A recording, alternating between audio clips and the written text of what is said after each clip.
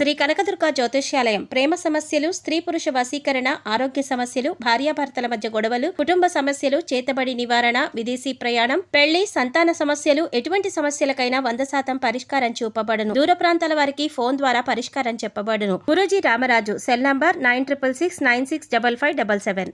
ఓం శ్రీమాత్రే నమః. ఛానల్లోకి స్వాగతం అండి. సింహరాశి వారికి అదృష్టం వరించినట్లే నమ్మలేని అదృష్ట యోగం పొందబోతున్నారు. సింహరాశి వారు ధనవంతులు కాబోయే ముందు వచ్చే సంకేతాలు ఇవే. మీకు మంచి రోజులు రాబోయే ముందు కనిపించే సంకేతాలు ఇవే. అయితే లక్ష్మీదేవి కటాక్షం పొందాలంటే మీరు ఇంట్లో చేయకూడని పనులు ఏమిటి, వీరు అదృష్ట యోగాన్ని పొందబోతున్నారు అని చెప్పే శుభ సంకేతాలు ఏమిటి అనే విషయాలను ఈ వీడియోలో తెలుసుకుందాం. కానీ అంతకంటే ముందుగా మీరు కనుక మన ఛానల్ సబ్స్క్రైబ్ చేసుకోకపోతే వెంటనే సబ్స్క్రైబ్ చేసుకుని పక్కనున్న బెల్ ఐకాన్ నొక్కి ఆల్ సెలెక్ట్ చేసుకుంటే మేము ఇలాంటి వీడియోస్ అప్లోడ్ చేయగానే ముందుగా మీకు నోటిఫికేషన్ వస్తుంది. సింహరాశిలో జన్మించిన వారికి కష్టపడే తత్వం అధికంగా ఉంటుంది. ఎటువంటి పనైనా సరే పట్టుదలతో పూర్తి చేస్తారు. సింహరాశిలో పుట్టిన మగవాళ్ళు ధనాన్ని విచ్చలవిడిగా ఖర్చు చెయ్యరు. ఆచితూచి అవసరానికి మాత్రమే డబ్బు ఖర్చు పెట్టే ప్రత్యేకమైన లక్షణాన్ని కలిగి ఉంటారు. ఏదైనా ఒక వస్తువు కొన్నప్పుడు అది ఎంత ఉపయోగమో, అది ఎంత కాలం ఉంటుంది, దానివల్ల మనకు ఎలాంటి ప్రయోజనం కలుగుతుంది అనే ఆలోచనకి ఎక్కువ ప్రాముఖ్యత ఇస్తారు. సూర్యనారాయణ మూర్తిని పూజించడం ద్వారా అనారోగ్య సమస్యల నుంచి బయటపడటమే కాకుండా వీరు శుభ ఫలితాలని పొందుతారు. వీరు దృఢ సంకల్పం, కార్యాచరణ కలిగిన వారై ఉంటారు. అదేవిధంగా ప్రేమించే మనస్తత్వం కలిగి సంగీతాన్ని కూడా ఆస్వాదించే గుణాన్ని కలిగి ఉంటారు. అటువంటి సింహరాశి వారికి అదృష్టాన్ని తీసుకొచ్చే విషయాల గురించి తెలుసుకుందాం. ప్రతి ఒక్కరూ తమ జీవితంలో మంచి రోజులు రావాలని కోరుకుంటారు. లక్ష్మీదేవి కటాక్షంతో సిరి సంపదలు కలిగి ఉండాలని, లక్ష్మీదేవి ఇంట్లో స్థిర నివాసం ఉండాలని ప్రతి ఒక్కరూ కోరుకుంటారు. మనిషి ఎదుర్కొంటున్న సమస్యల నుంచి బయటపడాలని ప్రయత్నిస్తారు. ఆర్థిక కష్టాల నుంచి బయటపడాలని, జీవితంలో ఉన్నత స్థాయిని చేరుకోవాలని ప్రతి ఒక్కరూ భగవంతుని నిత్యం ఆరాధిస్తూ ఉంటారు. లక్ష్మీ కటాక్షం ప్రతి ఒక్కరికి లభిస్తుంది. కానీ శ్రీ మహాలక్ష్మీదేవి ఇంటికి వచ్చే ముందు కనిపించే శుభ సంకేతాలు గమనించాలి. ఇంట్లో సింహరాశి వారు ఎటువంటి పనులను చేయడం వల్ల లక్ష్మీదేవి స్థిర నివాసం ఉంటుంది అని తెలుసుకోవాలి. సింహరాశి వారు చేసే పనుల ఆధారంగానే లక్ష్మీదేవి కటాక్షం కలుగుతుంది. లక్ష్మీదేవి కటాక్షం ఉంటే ఎవరి జీవితంలోనైనా సరే సంతోషం వెల్లివిరుస్తుంది. ఎంత కష్టపడినా సరే డబ్బు నిలవకపోవడానికి ఇంట్లో చేసే పనులే కారణమవుతాయి. సిరి సంపదలకు ఆది దేవత అయినటువంటి శ్రీ మహాలక్ష్మీదేవి ఇంట్లో స్థిర నివాసం ఉండాలంటే సింహరాశి వారు ఇంట్లో ఈ పనులను చేయకూడదు. లక్ష్మీదేవికి ఇష్టం లేని పనులు చేసినట్లయితే లక్ష్మీదేవి ఆగ్రహానికి గురవుతారు. కనుక వీరు ఎటువంటి పనులు చేయడం వల్ల లక్ష్మీదేవి అనుగ్రహం పొందుతారు, వీరు తమ జీవితంలో లక్ష్మీదేవి కటాక్షాన్ని పొందే ముందు కలిగే శుభ సంకేతాలు ఏమిటి అనే విషయాన్ని మనం ఈ వీడియోలో వివరంగా తెలుసుకుందాం. చీపురు లక్ష్మీదేవితో సమానంగా భావిస్తారు.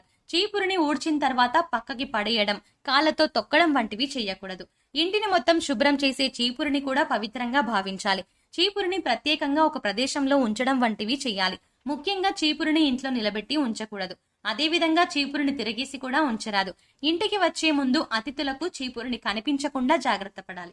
కళ్ళకు ఎదురుగా చీపురు పెట్టడం వల్ల ఇంట్లో ఆర్థిక సమస్యలు వస్తాయి.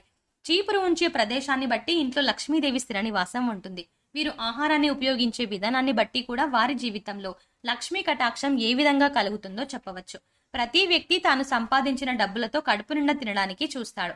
అయితే ఆహారం వృధా చేయడం ద్వారా వారి జీవితంలో నుంచి లక్ష్మీదేవిని వారే బయటికి పంపిన వారవుతారు.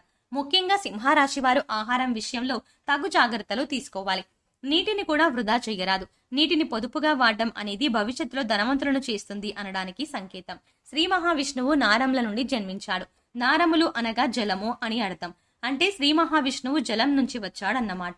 అందుకే నారాయణుడు అంటారు. అదేవిధంగా లక్ష్మీదేవి కూడా నీళ్ల నుంచి వచ్చిందని పద్మపురాణంలో చెప్పబడుతుంది. లక్ష్మీనారాయణకి ఇష్టమైన నీటిని వృధా చేయడం కూడా లక్ష్మీ కటాక్షానికి దూరం అవుతున్నాం అనడానికి సంకేతం.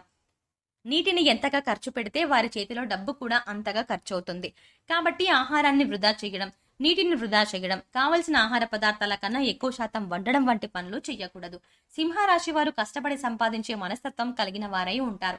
అదేవిధంగా వీరు సంపాదించిన దానిలో కొంత శాతమైనా లేని వారికి దానం చేయడం ద్వారా వీరికి లక్ష్మీ కటాక్షం కలుగుతుంది.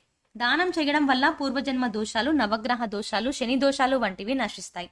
పేదవారికి అన్నదానం, వస్త్రదానం వంటి దానాలు చేయడం వల్ల లక్ష్మీ కటాక్షం సింహరాశి వారికి ఎప్పుడూ ఉంటుంది.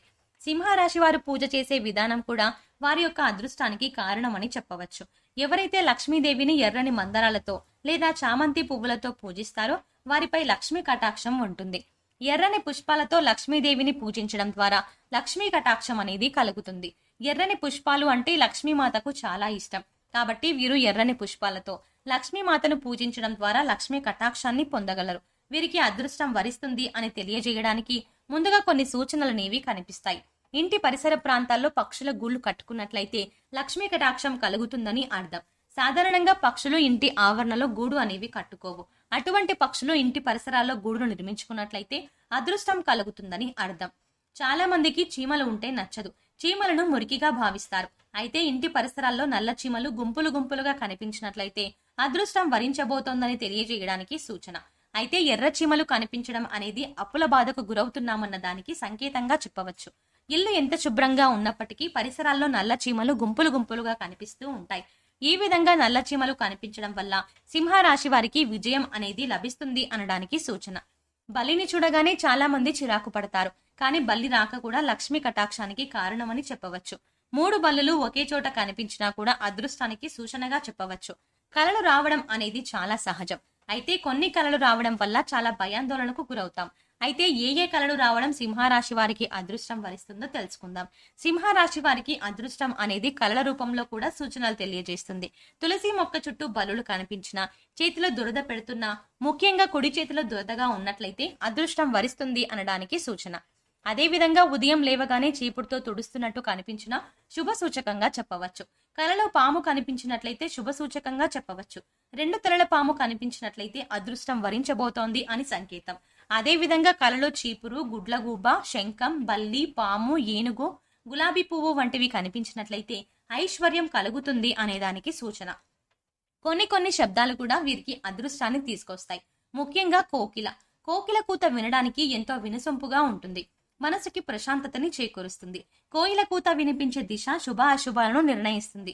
కోయిల కూత ఆగ్నేయంగా వస్తే నష్టమని, అదే కోయిల కూత సాయంత్రం లేదా మధ్యాహ్నం వినిపిస్తే శుభంగా చెప్పవచ్చు. మామిడి చెట్టు మీద కోయిల కూస్తూ ఉన్నట్టు కనిపించిన లక్ష్మీ కటాక్షానికి సంకేతం. అదేవిధంగా గుడ్లగూబ కనిపించినా, ఎదురు వచ్చినా కూడా సింహరాశి వారికి శుభ సంకేతం.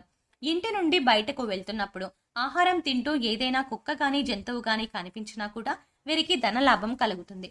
లక్ష్మీదేవికి చెరుకును నైవేద్యంగా సమర్పించడం వల్ల కూడా లక్ష్మీ కటాక్షాన్ని పొందవచ్చు. శంఖారావం వినిపించడం ద్వారా కూడా అదృష్టం వరిస్తుంది.